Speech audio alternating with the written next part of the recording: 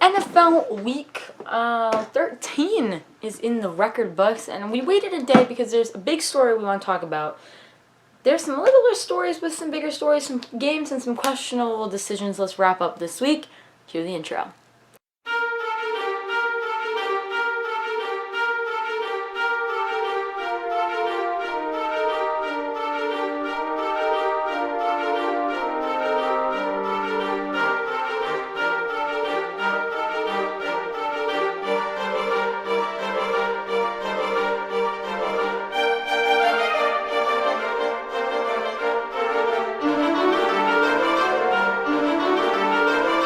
Hello everyone and welcome to another video. My name is Cameron Simpson and this video is coming out on a Tuesday. Reason being just because, number one, I had to take a big test yesterday. Number two, chair is moving. Number two is because I wanted to have a chance to watch the Monday Night Football game this week and react to that in this episode because it had first place implications and it had two teams that were pretty big. Also in this episode, we are going to introduce the newest member of these videos. It's my power rankings. I'm going to give you the top 10 teams each and every week on a power rankings segment, so stay tuned towards the end of the video to get the power rankings segment. From now, let's jump into this video. First things first, I want to talk about the Monday Night Football game because that's the main reason we've waited here till Tuesday to put this video out. Patriots, Bills, first place implications. The now 9-4 Patriots and the 7-5 Bills, I want to say. Yeah, 7-5 Bills, yikes, have come into this game, and this had major playoff implications because the Patriots were riding on first place after the I want to say, disaster that the Ravens pulled against the Steelers, and we're going to get to that later in this episode, but after that whole debacle with the Ravens in the Steelers, puts the Patriots in first place, and to hold on to first place, they need to win this game. If they lose this game, they drop to 5th place. The Bills can get to that first place spot. Well, actually, no, the Titans go back to first place, whatever. But the Bills ended up losing this game, and the wind became a big factor. The wind was actually one of the major factors in this game because it was windy out there, and the wind and mixed with a lot of, maybe even some snow, but mainly the wind, up to 20 to 35 mile per hour winds consistently.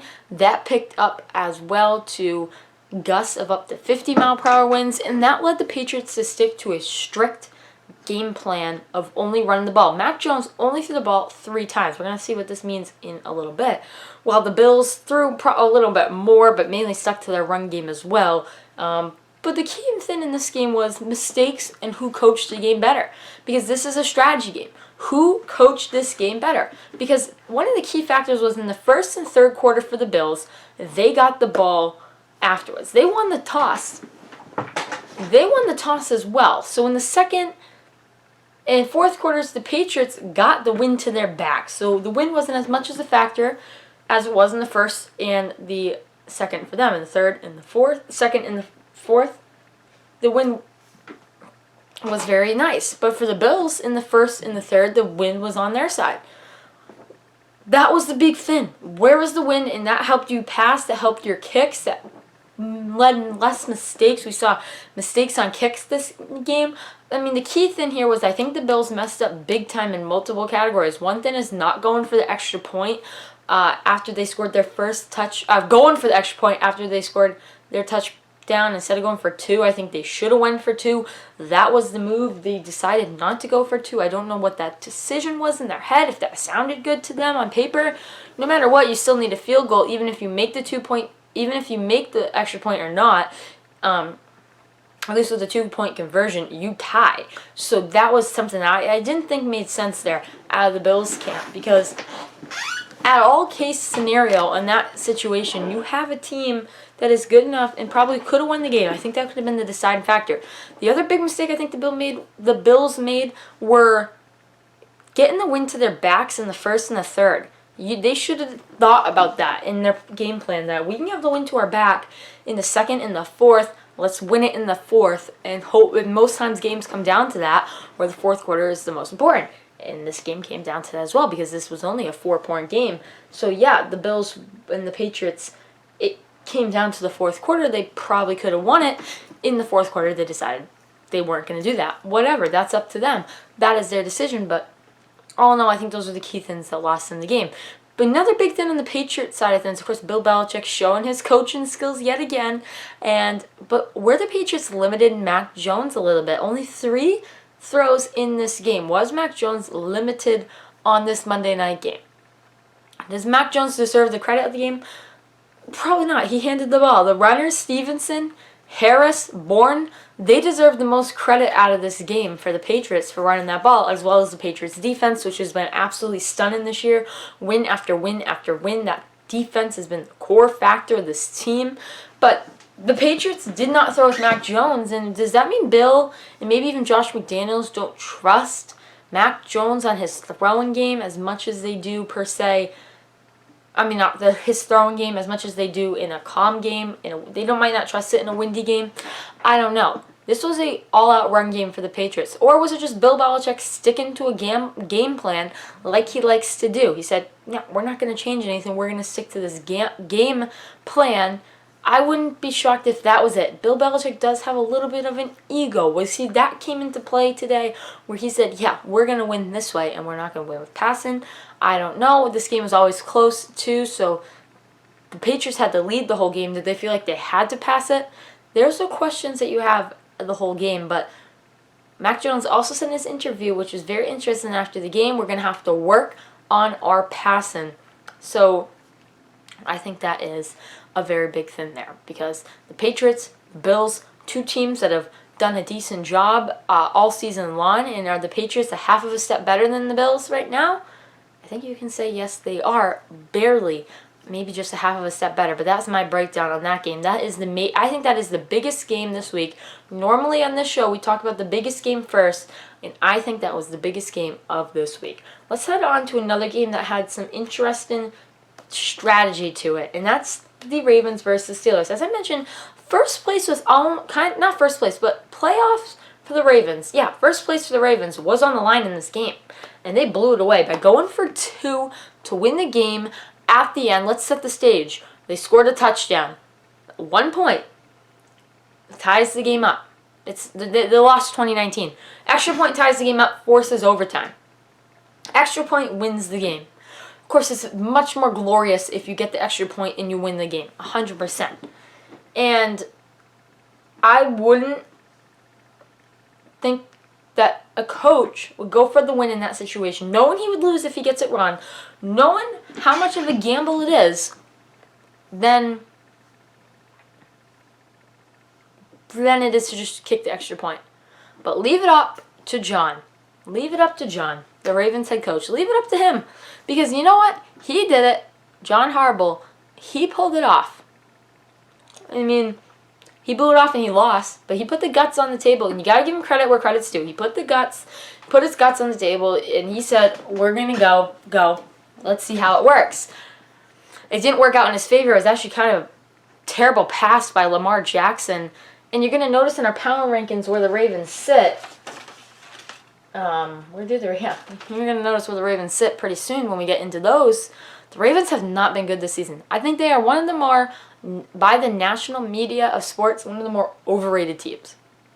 Probably the overrated team by the national media of sports because they have had a tough go of it. It's just coming now, but I've thought this for the last couple of weeks. They stink. They're bad. They're not good. And this, to me, was very poor coaching. And this coaching should not get looked over. This was poor, bad, terrible, absolutely disastrous coaching by John Harbaugh. And the Steelers got lucky. I wouldn't say take advantage. I mean, they scored the touchdown. You have an opportunity here to tie the game and force overtime. The main excuse was they were short on corners. I still think you have a better team than the Steelers. I mean, the Steelers' record clearly shows you have a better team than them. So when you're holding on to first place, you still go to overtime. You could even force a tie. You'd probably hold them. I don't know what the thought. I didn't know what the thinking process was in that. Apparently, it was to limit the factor that they didn't have enough corners. They thought they couldn't win the game if it went to overtime. That was the excuse by John Harbaugh. We'll see how it actually is. I disagree with the play. I disagree with the call. I think the Ravens could have won this game. They didn't, and that is that for them. They lose first place. They drop through the standings pretty good. They have a lot of work to do. Coming up, last topic before we get into my power rankings is I want to talk about the Washington football team coming in clutch with 4 in a row. Now comes the playoff talk if you're a Washington football team. The playoff talk is real. I am a big fan of the Washington football team. I want to see them make the playoffs this season. I'm rooting for them 100%. I want to see them make the playoffs.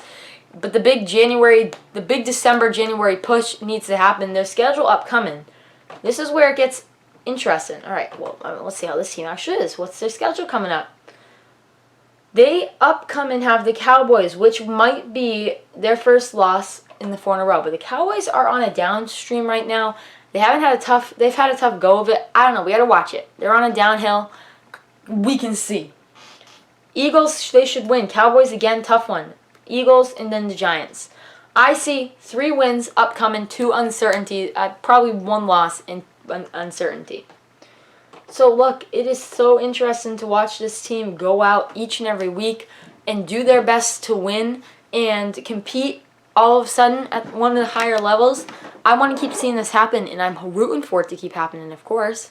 This team deserves a playoff opportunity the way they've been playing this season, and 4 in a row deserves to be mentioned. We've been talking about the Patriots and the Washington football team a lot because they've been on a roll. It's surprising and not meeting and exceeding expectations. I would say more so the Washington football team has been doing that. So, now time for Cam's Power Rankings for the NFL. These are my top 10 teams after Week 13. And you might not see your favorite team in this list. And you might not see a team you think should be in this list, so drop it down in the comments. My first place team right now in my power rankings is the Cardinals. They're a 10-2 team. They're the only 10-2 team in the NFL, and they haven't showed much sign of downfall lately. They are the Cardinals. We watched that, but they haven't shown much sign of downfall. And so I put the Cardinals at number 1 because they're the only 10-2 team. They are playing decent football right now, coming off of a bye week. Still the only 10-2 team. I put the Packers at number 2. Again, I don't like putting the Packers at number 2, but they are playing good football right now, 9-3, and I think I have to put them above the Buccaneers, who are also 9-3 and having a decent season, but just not totally there for me. They're losing to good teams, and the Packers have not lost. I mean, they're losing to bad teams. The Packers have not really lost to a bad team yet. Maybe the first game of the season was a rough one, but besides that, they played decent football. So, yeah, the Bucs in number 3. They've lost to some not great teams they should have beat to. Biggest example is the Washington football team. When they lost to them, that was a crush and beat for that team. You cannot lose to the Washington football team, and they did. That's why they're 9-3. I put the Chiefs at number 4, the top AFC team. They are playing decent football right now after kind of a slump. They're still not there for me, but they're at the number 4 spot where they're playing good football. They can keep it up, I hope. The Patriots at number 5. They are 8-4 as well, and actually, they're not 8-4 anymore. They are 9-4. I did these Sunday night, so let's make a correction to that, to the 9-4 Patriots. They are better than the Chiefs by the stats, but are they better than the Chiefs? No, I don't think they can beat the Chiefs. I mean, I actually think they can beat the Chiefs, but I'm going to put the Chiefs there right now overall and put the Patriots there. Right behind the Patriots, I did have the Bills at 7-4 with that bye week. The loss to the Patriots puts them at 7-5. That's 2 points above 500. Their schedule coming up has them against the Buccaneers next week. They have a tough go at it coming up, and then the Patriots again coming up soon at home. They have a tough schedule. The Bills are, in my opinion, should potentially drop, but I'm going to keep them there. I'm going to keep them at number 6. I'm going to keep the Bills at number 6 right now. Next week, they probably will drop. They're on the verge of dropping. I'll tell you that. The Rams I have at number 7. Even though they've been playing bad football, they are still a threat in the NFC. They have too skilled of a roster this year to not be considered a threat. The Titans are at number 8 for me. Really tough go of it lately. 8-4 though. They have some stuff they can work on. They are still an AFC threat, but they're 8. At 9, that's where I put the Cowboys, and hear me out. The Cowboys, I've had a shaky at best last couple of weeks. Barely sneaking out wins, losing in that Thanksgiving game. They are having a shaky season right now, and I am not backing that. So they are at number 8 right now, and they could drop, they could rise after next week. We'll see. And Washington, I put at number 10. 4 in a row. No matter what their record is. And speaking of records, they are a 6-6 team, a 500 team.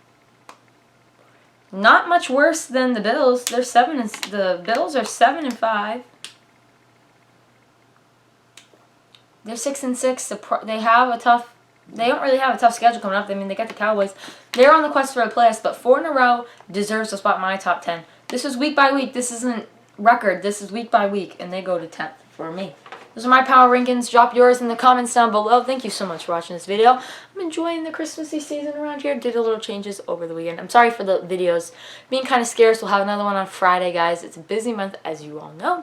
And we will have more content coming out as much as I can get out. Thank you so much for watching this video. I hope you enjoy it.